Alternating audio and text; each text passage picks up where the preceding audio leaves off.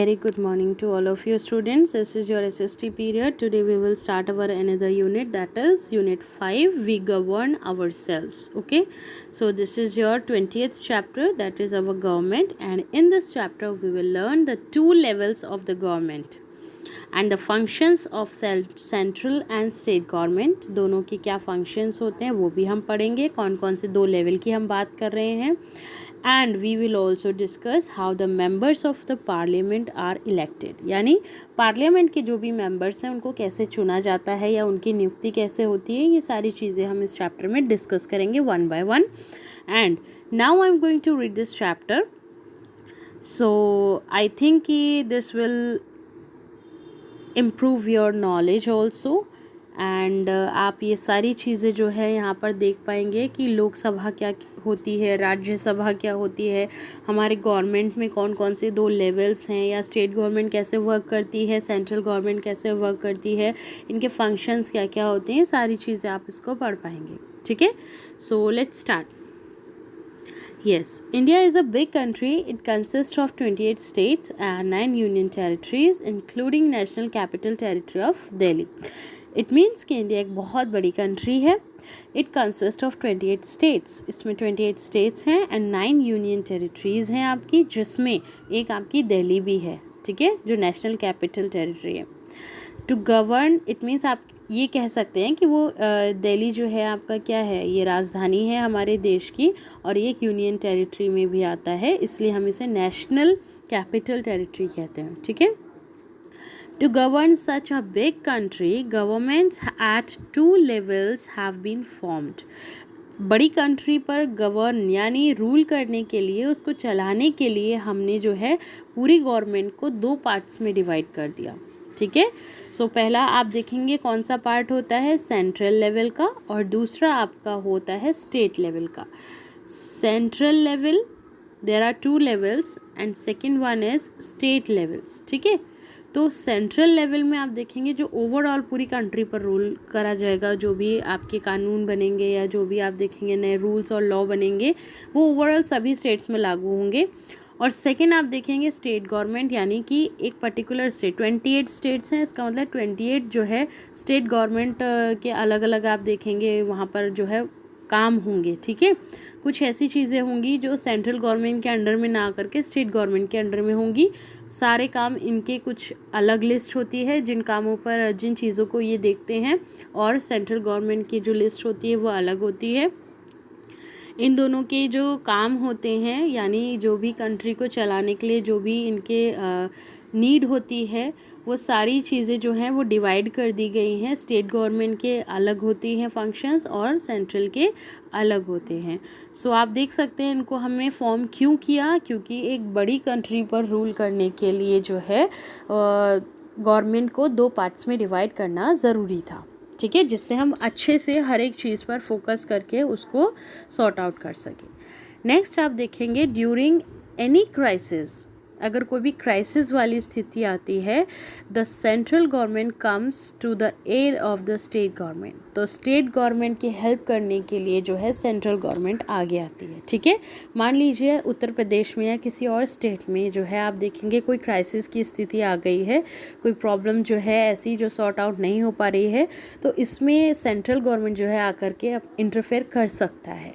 ठीक है. उनकी हेल्प करनी है या फिर उन्हें कोई भी सुविधा देनी है, फैसिलिटी प्रोवाइड करानी है, तो उसमें हेल्प करने के लिए वो आगे आ सकता है. एक स्टार फैक्ट बच्चों आप यहाँ पर देख सकते हैं. Yes, the first general elections were held in India in 1952. पहला जो इलेक्शन हुआ था वो 1952 में हुआ था. Pandit Jawaharlal Nehru was elected the first prime minister and doctor Rajendra was the first president of free India. India free होने के बाद first prime minister and first president आपने देखा कौन कौन बने थे, डॉक्टर राजेंद्र प्रसाद एंड पंडित जवाहरलाल नेहरू. ये आपके इलेक्ट हुए थे, चुने गए थे. ठीक है. द सेंट्रल गवर्नमेंट के बारे में अब हम पढ़ेंगे. इसे बच्चों आप याद रखेंगे, ये आपकी और जो है आपकी एक्स्ट्रा एडिशनल नॉलेज होती है जो आपके आगे भी हेल्पफुल रहेगी. And next we will discuss the central government also. The central government is also known as union government. इसका एक और नाम है सेंट्रल गवर्नमेंट का, union government. It consist of the president, vice president and a council of ministers headed by the prime minister. Okay, तो ये जो central government की बात हम करते हैं, इनमें कौन कौन शामिल होता है? सबसे पहले आपके प्रेसिडेंट, जो पूरी कंट्री का एक ही प्रेसिडेंट होता है, एंड उसके बाद वाइस प्रेसिडेंट यानी राष्ट्रपति, उपराष्ट्रपति and a council of ministers, यानी जो आपके मिनिस्टर्स की काउंसिल होती है, सभा होती है, या फिर आप कह सकते हो जितने भी मिनिस्टर्स होते हैं उनके हेड कौन होते हैं? Prime minister. ठीक है, तो जितने भी आपके ये जो बड़े बड़े मंत्री आप देख रहे हैं, वाइस प्रेसिडेंट हैं, प्रेसिडेंट हैं, प्राइम मिनिस्टर हैं, ये सब जो हैं सेंट्रल गवर्नमेंट में वर्क करते हैं। ठीक है, the body that makes laws is called the parliament. ये पार्लियामेंट एक ऐसी बॉडी है जो आपके देश में लागू होने वाले कानूनों का निर्माण करती है। ठीक है, पार्लियामेंट में ही लॉ बनते हैं, पास होते हैं और पूरे कंट्री में उसको इम्प्लीमेंट किया जाता है। सो नेक्स्ट अब हम देखेंगे the Indian parliament has 2 houses. Indian parliament जो है इसके भी 2 हाउस हैं। सबसे पहले आपने देखा हमारी गवर्नमेंट में हमने 2 लेवल पर डिवाइड किया है। पहला जो पूरे ओवरऑल इंडिया पे रूल जिसका होता है वो है आपका सेंट्रल गवर्नमेंट, एंड सेकंड आपने देखा स्टेट गवर्नमेंट। एंड उसमें भी आप देख रहे हैं कि जो आपका पार्लियामेंट है इसमें क्या होता है, ये आपके लॉज वगैरह जितने भी हैं यहाँ पर बनते हैं। एंड इंडियन पार्लियामेंट में 2 हाउसेस हैं, पहला आपका लोकसभा और दूसरा आपका राज्यसभा, यानी इन दोनों की सहमति होने के बाद ही कोई कानून जो है वो पास होता है, वो बनता है। ठीक है, तो पहले अब हम बात करते हैं लोकसभा की। The Lok Sabha is the lower house. इसे आप याद रखेंगे, L for Lok Sabha and L for lower house. Lower house किसे कहा जाता है? लोकसभा को। ठीक है, lower house of the parliament कौन है? Lok Sabha. Its members are directly elected by the people. Directly जो है चुने जाते हैं लोगों के द्वारा। And the members of Lok Sabha are elected for 5 years। 5 साल के लिए जो है इनका कार्यकाल रहता है। यानी किसी एक को अगर आप चुन लेते हैं, जैसे इलेक्शंस होते हैं, हम वोट डालते हैं तो हमारे वोट के ज़रिए जो है वो इलेक्ट होते हैं, और 5 साल के लिए जो है इनका कार्यकाल रहता है लोकसभा में। एंड इसके बाद हम देख रहे हैं every Indian citizen who is above the age of 18 years can vote. हर इंडियन सिटीज़न जिसकी उम्र 18 साल से ज़्यादा होती है वो वोट दे सकता है। ठीक है, any citizen above the age of 25 can stand for elections to the Lok Sabha. 25 साल से ज़्यादा उम्र जिसकी है वो कोई भी ऐसा जो इंडियन सिटीज़न होना उसके लिए कंपलसरी है। एक ऐसा व्यक्ति जो इंडियन सिटीज़न भी है और उसकी एज 25 तक हो चुकी है, उसके बाद वो लोकसभा इलेक्शंस के लिए खड़ा हो सकता है, एनीवन। ओके, अब हम बात करते हैं राज्यसभा की। Rajya Sabha is the upper house. Lok Sabha आपका लोअर हाउस है, राज्यसभा आपका अपर हाउस है। Okay, the members of the state legislative assemblies of different states and union territories elect the members of Rajya Sabha. यानी अब आप यहाँ पर देखेंगे जो आपका स्टेट लेजिस्लेटिव असेंबली होती है, ठीक है, स्टेट में जो काम देखती है सारा, उनसे जो है ये मेंबर्स आते हैं निकल के हर स्टेट से। तो ये आपके क्या कहलाएंगे? Members of legislative assembly, it means MLA। ठीक है, तो ये जो राज्यसभा में यानी अपर हाउस में जो लोग इलेक्ट होते हैं ये आपके स्टेट के लेजिस्लेटिव असेंबली में से आते हैं। नेक्स्ट अब हम देखते हैं the president is the head of the country. अब हमने क्या देखा कि जो प्रेसिडेंट होता है वो पूरी कंट्री का हेड होता है। अगर आपसे कोई पूछेगा कि हेड कौन होता है तो प्रेसिडेंट होता है जो पूरी कंट्री का हेड होता है। He is elected for a term of 5 years। ये भी 5 साल के लिए जो है चुने जाते हैं। He is elected by the members of parliament and the state legislative assemblies. यानी स्टेट लेजिस्लेटिव असेंबलीज जिनसे एमएलए आते हैं निकल के आपके अपर हाउस में, यानी आपकी राज्यसभा में जो एक पार्लियामेंट का पार्ट है उसी में, और बाकी जो आपके पार्लियामेंट के मेंबर्स हैं लोकसभा के भी और राज्यसभा के भी, जब एक पूरी बॉडी क्रिएट हो चुकी है पार्लियामेंट की तो उन्हीं में से एक को चुनकर जो है प्रेसिडेंट बनाया जाता है और उन्हीं का उनका कार्यकाल भी जो है वो 5 साल के लिए होता है। ठीक है। अ नंबर ऑफ पॉलिटिकल पार्टीज़। ठीक है, अब आप क्या देख रहे हैं, पॉलिटिकल पार्टीज़ जो है, अ number of political parties fight the elections. Parties अपनी बना करके मतलब अपनी आप पार्टी बना सकते हैं और उसके बाद इलेक्शन में जो है खड़े हो सकते हैं। कोई ऐसी बॉन्डिंग नहीं होती है कि एक या दो ही पार्टीज़ जो हैं वो आ सकती हैं, ऐसा नहीं होता है। The candidates who win are elect to the parliament. जो जीत जाता है, जिनको वोट ज़्यादा मिलते हैं, वो पार्लियामेंट में आ जाते हैं। The party which has more than half of the total number, यानी आधे से ज़्यादा जिनको वोट मिलते हैं, the party which have more than half of the total number of member in parliament is called the majority party। यानी आधे से ज़्यादा वोट मिले हैं अगर आपको पार्लियामेंट में, upper house and lower house दोनों मिलाकर, तो वो आपके मेजॉरिटी पार्टी कहलाती है।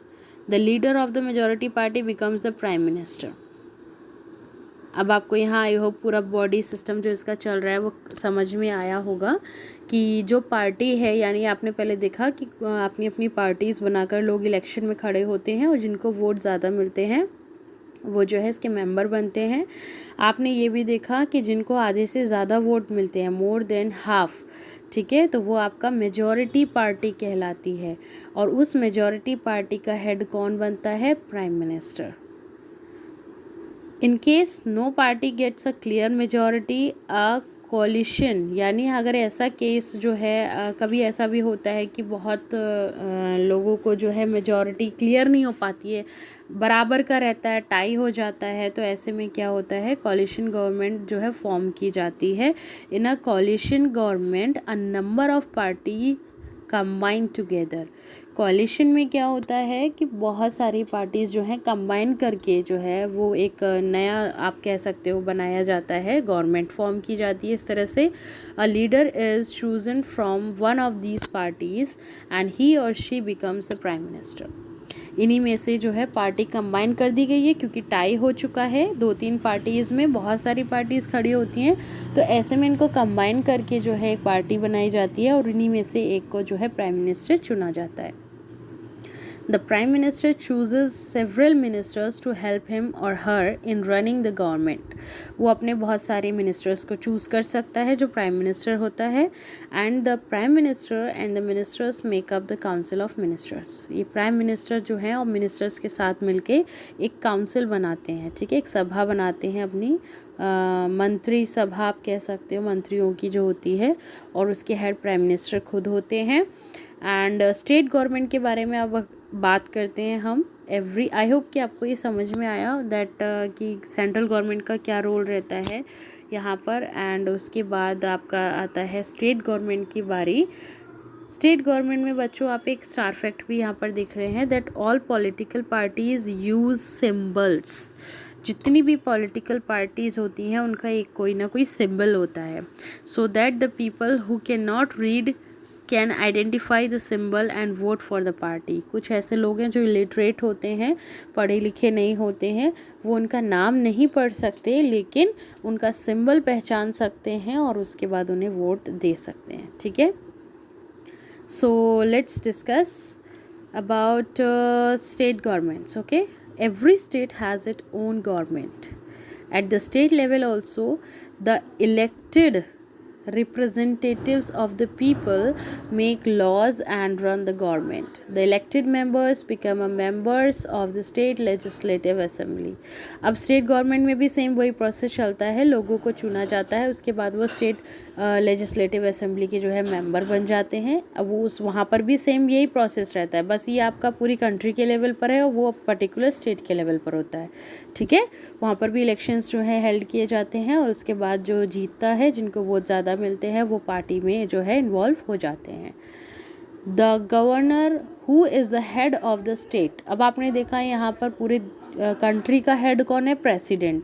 वहीं पर आप देखेंगे एक स्टेट की अगर हम बात करें तो उसका हेड कौन होगा? गवर्नर। ठीक है, and yes, the governor who is the head of the state is appointed by the president. ये कौन चुनता है? प्रेसिडेंट चुनते हैं गवर्नर को। ठीक है, the governor appoints the leader of the majority party as chief minister.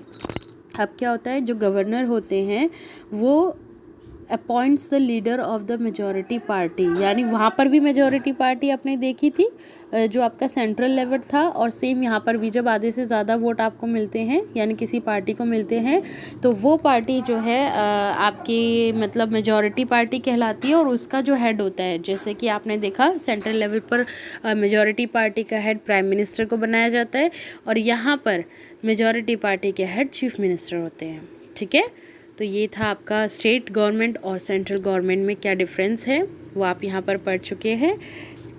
Last topic is judiciary. ठीक है, यानी न्यायालय। आपका न्यायालय से रिलेटेड आप पढ़ेंगे। The supreme court is the highest court in India. Supreme का मतलब ही है सबसे बड़ा। ठीक है, तो सबसे हाईएस्ट कोर्ट है आपका, it is in new Delhi. The Chief Justice and the other judges of the Supreme Court are appointed by the President. जो वहाँ के चीफ जस्टिस होते हैं, सबसे बड़ा कोर्ट है और उसमें भी सबसे बड़े जज होते हैं, तो वो उनके अंडर में भी बहुत से जज होंगे। तो जो चीफ जस्टिस होते हैं उन्हें कौन अपॉइंट करता है? प्रेसिडेंट। ठीक है, प्रेसिडेंट अपॉइंट करते हैं एंड बाकी जजेस को भी अपॉइंट करते हैं। The chief justice and the other जजेस of the high court are also appointed by the president. Same supreme court सबसे बड़ा है और बाकी आप देख सकते हैं हाई कोर्ट जो है आपको हर जगह मिलेंगे, हर स्टेट का मिलेगा। तो हाई कोर्ट के जो जजेस होते हैं उनको भी, और जो सुप्रीम कोर्ट के जो चीफ जस्टिस हैं उनको कौन चुनता है, कौन अपॉइंट करता है? प्रेसिडेंट। ये पावर किसके हाथ में? प्रेसिडेंट के हाथ में। ठीक है, आप यहाँ पर ये फिगर देख सकते हैं। द सुप्रीम कोर्ट है हमारी कंट्री का और ये कहाँ पर है? न्यू दिल्ली में। ठीक है, the highest court in a state is the high court. Highest court यानी अब आप देखेंगे यहाँ पर आपको डिस्ट्रिक्ट लेवल पे भी कोर्ट मिलेंगे, कुछ स्टेट लेवल पर आप जो देख रहे हैं, है ना। तो स्टेट में सबसे हाईएस्ट लेवल पर जो कोर्ट आपको मिलेगा वो आपका हाई कोर्ट कहलाएगा। पूरी कंट्री में जो सबसे हाईएस्ट कोर्ट माना जाता है वो आपका सुप्रीम कोर्ट माना जाता है। ठीक है, there are 25 high courts in our country, यानी हर एक स्टेट में एक हाई कोर्ट होता है जो पूरे स्टेट में बाकी कोर्ट्स का सबसे हाई यानी हेड आप कह सकते हो, हाई लेवल पर होता है।